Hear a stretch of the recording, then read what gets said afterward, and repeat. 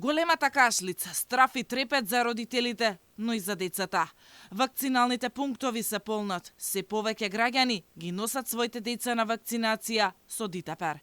Истовремено расте бројот и на заразени со голема кашлица. Потврдени се уште 4 нови случаи во Скопје.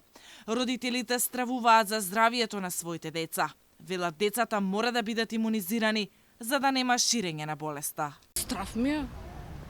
Они се заштитени, ама страв ми е. Мислам, имаме други пријатели со помали бебиња што не може да се вакцинираат и што реално може да им представува опасност. Правиме проверка дали ни е вакцинирано детето.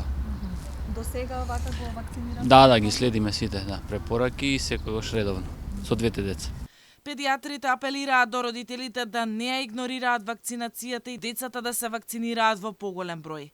Алармот на Комисијата за заразни болести за прогласување епидемија на голема кашлица во Скопје го зголемила двојно бројот на вакцинации на дневно ниво. Родителите, одложувајќи ја МРП вакцината, ја забораваат ова вакцина и често матичните лекари не ги подсетуваат и често забораваат дека треба да ја примат и ревакцината детето. Она што го прашуваат родителите, или зошто да се примат вакцините во овој ратен доинечки период, овие поливалентни вакцини во кои што е содржана оваа компонента за голема кашлица, понатаму кој е производителот на вакцините и кои се несаканите реакции од примената вакцина.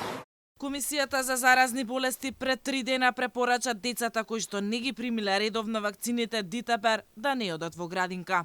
Од понеделник родителите ќе мора да ги ажурираат податоците за вакциналниот статус на нивните деца. Потребно е да поднесат фотокопија од картон за имунизација или медицинска потврда.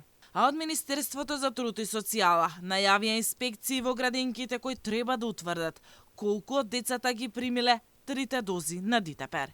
Инаку во Македонија опфатот на оваа вакцина изнесува само 66% и е далеку под потребната граница од 95%.